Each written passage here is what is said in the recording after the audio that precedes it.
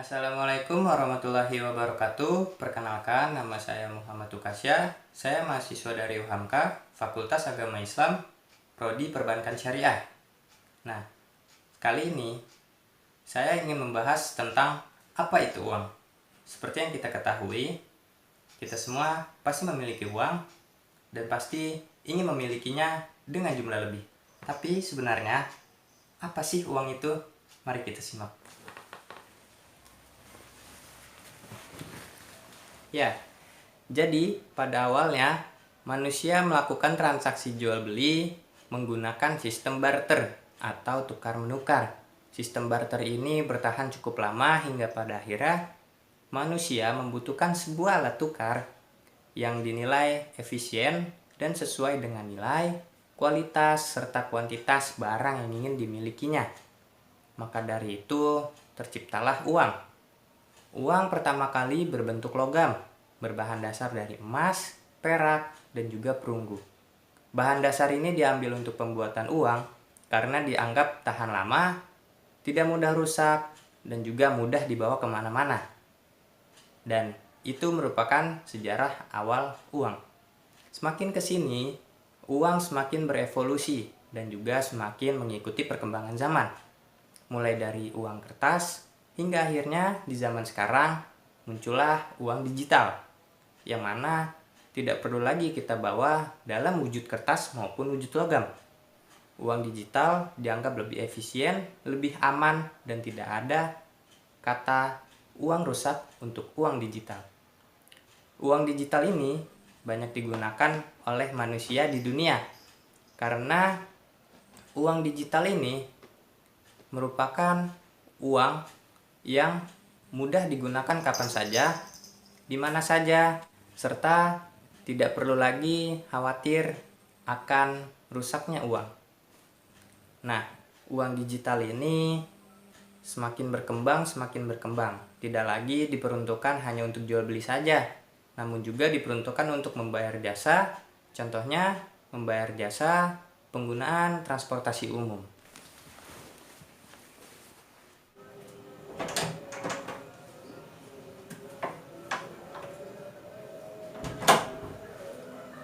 Selanjutnya kita akan bahas tentang fungsi uang. Uang memiliki fungsi tidak hanya sebagai alat tukar dalam masyarakat industri maupun masyarakat perdagangan. Uang juga memiliki fungsi sebagai komoditas, yaitu kebutuhan yang terbatas, dan juga sebagai modal. Dalam fungsinya sebagai komoditas, uang dianggap sejajar atau sama kedudukannya dengan barang yang dapat dijadikan sebagai objek transaksi untuk mendapatkan keuntungan atau mendapatkan laba. Sedang dalam fungsinya sebagai modal, uang dapat menghasilkan sesuatu yang bersifat produktif, baik menghasilkan barang maupun menghasilkan jasa. Secara garis besar, uang memiliki 3 fungsi dalam perekonomian. Yang pertama adalah alat tukar atau the medium of exchange. Yang kedua adalah satuan hitung atau the unit of account. Yang ketiga itu sebagai sarana penyimpanan nilai atau store of value.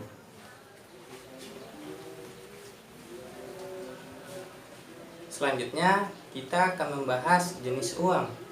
Uang dibedakan beberapa jenis. Yang pertama itu dibedakan berdasarkan bahan dasarnya.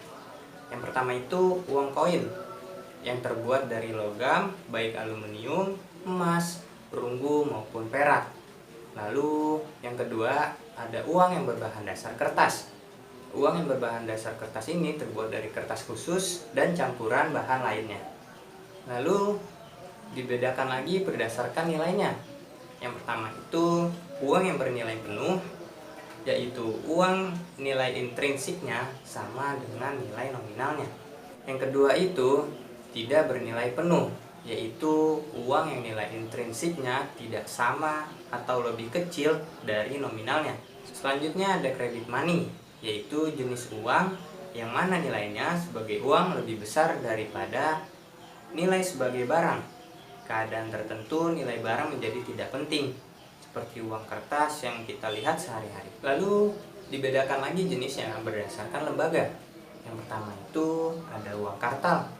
Uang kartal merupakan uang yang diterbitkan oleh Bank Indonesia, baik uang kertas maupun uang logam. Yang kedua, ada uang giral. Uang giral adalah uang yang diterbitkan oleh perbankan, baik dalam bentuk cek maupun bilet giro. Lalu jenis uang dibedakan lagi berdasarkan kawasan. Yang pertama ada uang lokal. Uang lokal itu uang yang merupakan berlaku di suatu negara tertentu. Lalu yang kedua ada uang regional. Uang regional berlaku di kawasan tertentu yang lebih luas dari uang lokal. Contohnya seperti mata uang Eropa, yaitu euro. Yang ketiga ada uang internasional. Uang internasional ini uang yang bisa digunakan di seluruh negara. Contohnya adalah US dollar. Lalu selanjutnya ada pengelolaan rupiah, penukaran rupiah, dan penggunaan rupiah. Ada beberapa tahap dalam pengelolaan rupiah, penggunaan rupiah, dan juga penukaran rupiah. Nah, semua itu diatur dalam Undang-Undang Nomor 7 Tahun 2011 tentang mata uang. Yang pertama ada perencanaan. Bank Indonesia dalam melakukan perencanaan berkolaborasi dengan pemerintah Indonesia dalam penyediaan rupiah, peredaran rupiah, dan semua itu dilakukan harus saling berkolaborasi antara Bank Indonesia dengan pemerintah Indonesia. Yang kedua ada percetakan. Percetakan rupiah adalah Bank Indonesia. Pencetakan dilakukan di dalam negeri dengan menentukan BUMN sebagai pencetak uang. Selanjutnya yang ketiga ada pengeluaran. Bank Indonesia adalah satu-satunya lembaga yang memiliki wewenang untuk mengeluarkan nominal rupiah. Bukan hanya mengeluarkan nominal rupiah saja, namun Bank Indonesia juga berhak melakukan pengedaran serta pencabutan kepada rupiah. Selanjutnya ada pengedaran. Bank Indonesia berhak untuk mengedarkan rupiah ke seluruh Indonesia karena Bank Indonesia adalah satu-satunya lembaga yang memiliki wewenang tersebut. Lalu selanjutnya ada pencabutan dan penarikan. Pencabutan dan penarikan ini berhak dilakukan oleh Bank Indonesia. Lalu ada pemusnahan.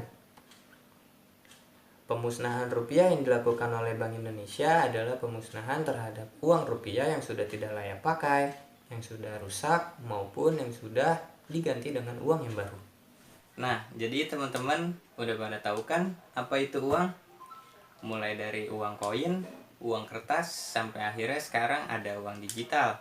Semua itu melalui proses yang cukup panjang dan cukup lama. Maka dari itu, hargailah uang dan buatlah uang bermanfaat untuk diri sendiri dan orang lain.